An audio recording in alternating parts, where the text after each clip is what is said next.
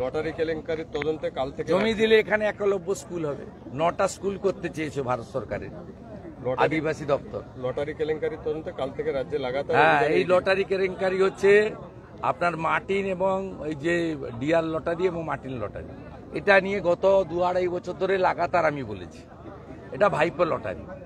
তৃণমূল কংগ্রেসের ইলেকটোরাল বন্ডে ফান্ডে 600 কোটি টাকা দিয়েছে, রাজ্য সরকারকে 4,500 কোটি টাকা ট্যাক্স দিয়েছে।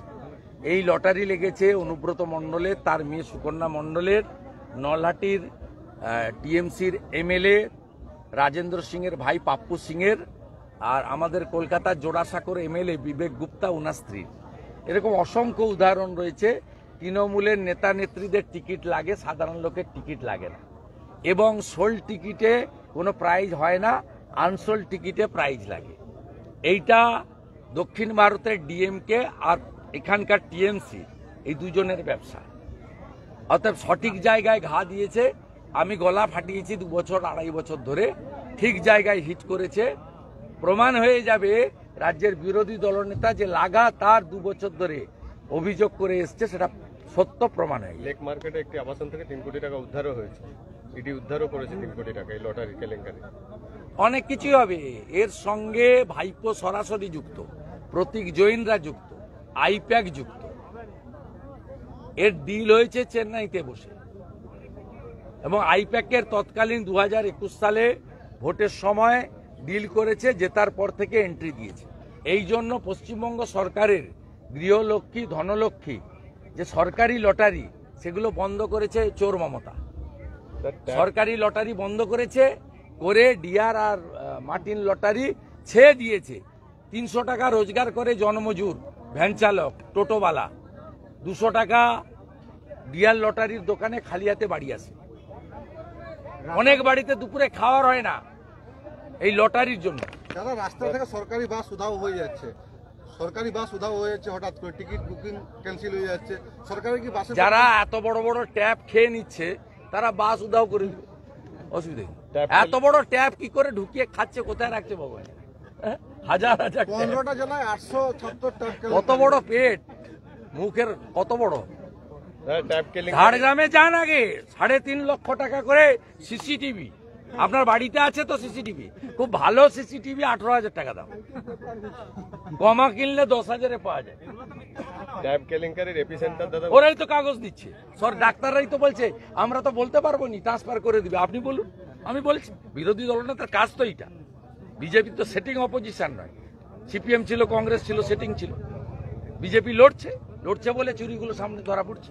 ট্যাব কেলেঙ্কারির এপিসেন্টার উত্তর দিনাজপুর হলেও নিয়ন্ত্রিত হয়েছে কেন্দ্রীয়ভাবে। বিকাশ ভবনের তথ্য যাচাই করে অনুমান নিয়ন্ত্রিত হয়েছে মমতা ব্যানার্জির বাড়ি থেকে। আমি গতকালও বলেছি যে রাজ্যের মুখ্যমন্ত্রী চোর, তার পরিবার চোর। সেক্ষেত্রে নিচের তলায় যারা আছে তারাও ঝেড়ে দিচ্ছে টাকা। তারা বলছে উনি ঝাড়ছেন এত, আমি যদি 5টা ট্যাপের 50,000 ঝাড়ি, ক্ষতি ঝাড়ার প্রতিযোগিতা চলছে। ট্যাব কেলেঙ্কারিতে কি দাদা সোর্সের মধ্যেই ভূত আছে? প্রয়োজনে শিক্ষা দপ্তরের তৃণমূল যুক্ত, আইপ্যাক যুক্ত।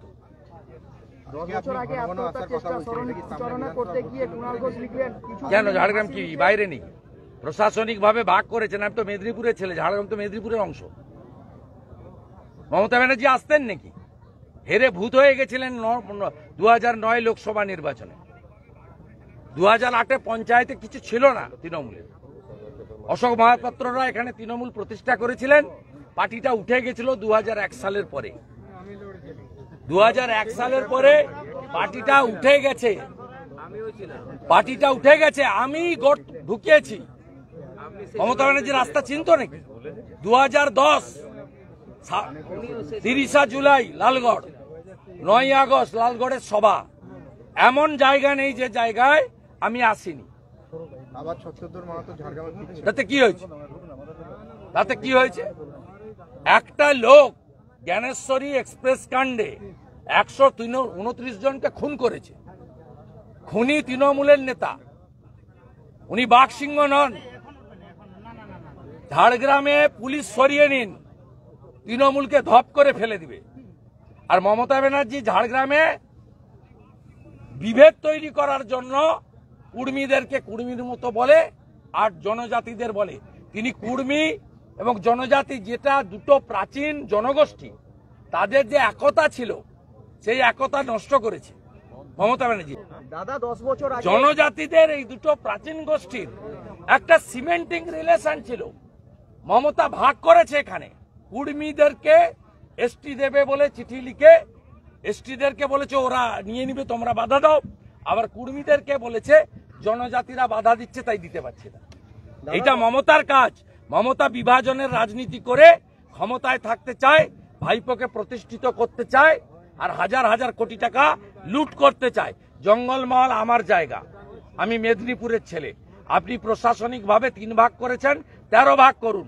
মেদিনীপুর মেদিনীপুরে থাকবে, বিদ্যাসাগরের মাটি মেদিনীপুর মেদিনীপুরই থাকবে। দাদা 10 বছর আগে আত্মহত্যার চেষ্টা সিরিঞ্জ চালনা করতে গিয়ে কুণাল ঘোষ লিখলেন কিছু ভুলিনি। আমি ওনার কথার উত্তর দেব না, মহামানব।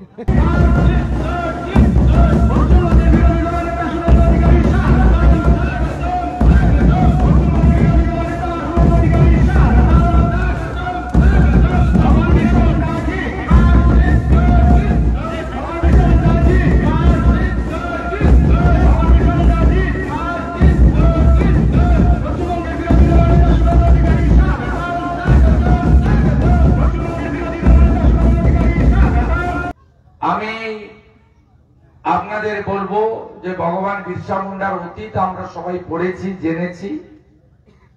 আবার অনেকে বর্তমান প্রজন্ম আমরা জানি না। ভগবান বিরসা মুন্ডা অত্যাচারী শাসকদের, সে রাজা জমিদার হতে পারে, ব্রিটিশ হতে পারে, তাদের বিরুদ্ধে তিনি বিদ্রোহের ডাক দিয়েছিলেন এবং ব্রিটিশদের নড়িয়ে দিয়েছিলেন। তার বিদ্রোহকে উলগুলান বলা হতো, যে বিদ্রোহে ব্রিটিশদের মতো সমর শক্তিতে সজ্জিত শক্তি তারা পর্যন্ত কেঁপে উঠেছিল।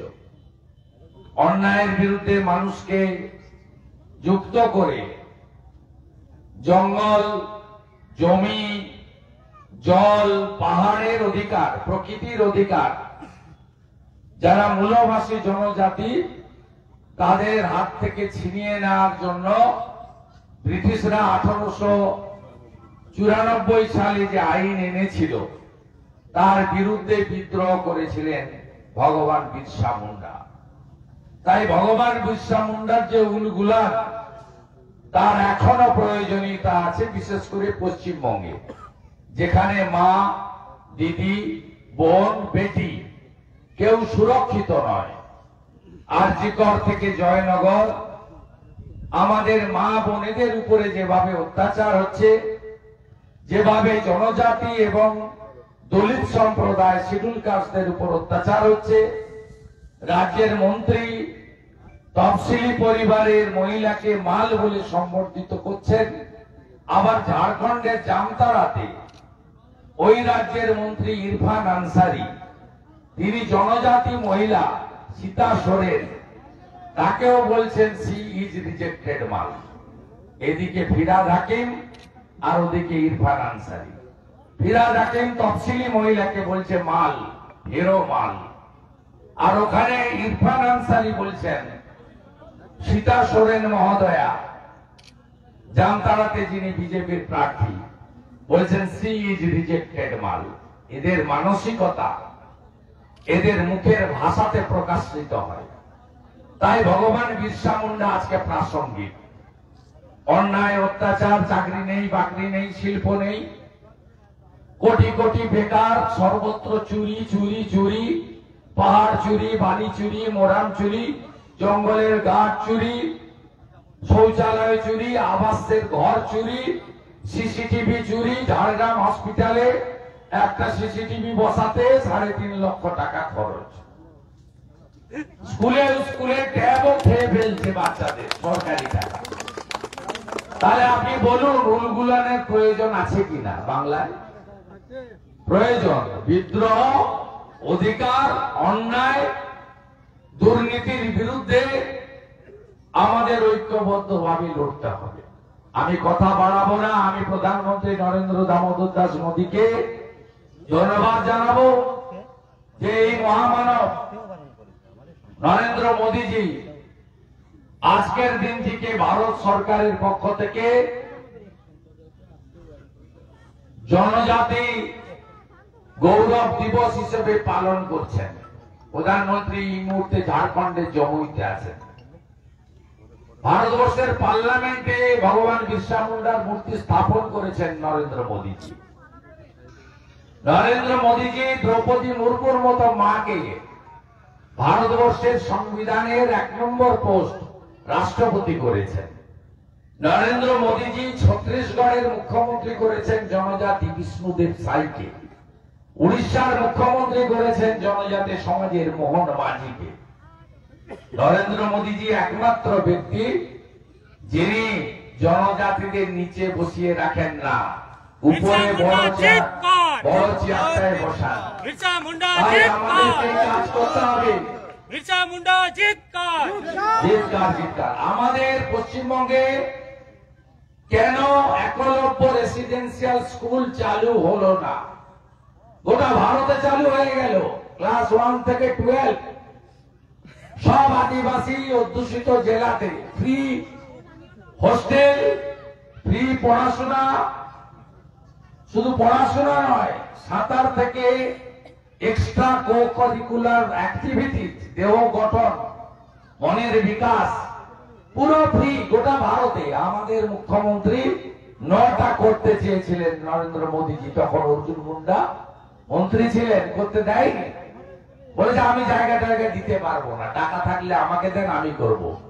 আর ভারত সরকার বলল আমি টাকা আপনার হাতে দেব না, আমরা তৈরি করে দেবো, আপনি জায়গা দিন। ইনি জায়গা দেননি। আজকে যে মুন্ডা সমাজের প্রতিনিধি নেতৃত্ব দিয়েছিলেন ভগবান বিরসা মুন্ডা, 75টা জনজাতিদের মধ্যে প্রাচীন গোষ্ঠী কোল, ভিল, মুন্ডা, ভূমিজ, এদের জন্য গোটা ভারতের 37,000 গ্রাম চিহ্নিত করে মডেল ভিলেজ তৈরি করেছে নরেন্দ্র মোদীজি। সেই ভিলেজগুলোতে পাকা রাস্তা, সৌর বিদ্যুৎ, আধুনিক শৌচালয় সব বাড়িতে, নলবাহিত জল সব বাড়িতে, পাকা দোকামরার পাকা বাড়ি এবং একটা করে প্রাইমারি স্কুল সাঁওতালি ভাষা সহ আধুনিক শিক্ষা দেওয়ার জন্য, একটা করে প্রাইমারি হেলথ সেন্টার। একমাত্র রাজ্য পশ্চিমবঙ্গে একটা গ্রামও করতে দেয়নি এই রাজ্যের মুখ্যমন্ত্রী। 500-700 টাকা ভাতা, এই দিয়ে সব শেষ। তাই আপনাদেরকে বলবো, বিরসা মুন্ডার মূর্তিকে সামনে রেখে আগামী দিনে অধিকার আদায়ের লড়াইতে মূলবাসী জনজাতি এবং সমস্ত কুর্মী সহ সমস্ত সমাজ ঐক্যবদ্ধ হতে হবে। আজকে যেভাবে ঝাড়খণ্ডে জমিগুলো লাভ জিহাদের শিকার হয়ে নিয়ে নিচ্ছে, বিশেষ করে মুসলিমরা, তারা বিবাহ সূত্রে জমি নিয়ে নিচ্ছে, আদিবাসীদের জমি বিয়ার হয়ে যাচ্ছে, ডেমোগ্রাফি বদলে যাচ্ছে। ঝাড়খণ্ডে 1951 সালে মাত্র 9% মুসলিম ছিল, আজকে ঝাড়খণ্ডে 24% মুসলিম হয়ে গেছে। রোহিঙ্গারা ঢুকছে বাংলায়, আর বাংলা থেকে মুর্শিদাবাদ হয়ে ঝাড়খণ্ডে ঢুকে যাচ্ছে। সাবধান, জমি জঙ্গল আপনাদের রক্ষা করতে হবে। তাই আমরা স্লোগান দিয়েছি, মা বেটি রুটি রক্ষা করার জন্য আমরা লড়ব। জমি, রুটি, বেটি রক্ষা করার লড়াই আমরা করব। সবাই ভালো থাকবেন। আপনাদের আজকে এসে আমি শুরু করলাম আমার ঝাড়গ্রামে প্রবেশ। ঘন ঘন পাবেন, আমাকে ঘন ঘন পাবেন। সবাই ভালো থাকবেন। ভগবান বিরসা মুন্ডা জিতকার, ভগবান বিরসা মুন্ডা জিতকার, শুধু মুর্মু জিতকার, কানু মুর্মু জিতকার, মুর্মু জিতকার। সবাই ভালো থাকবেন। জোহার।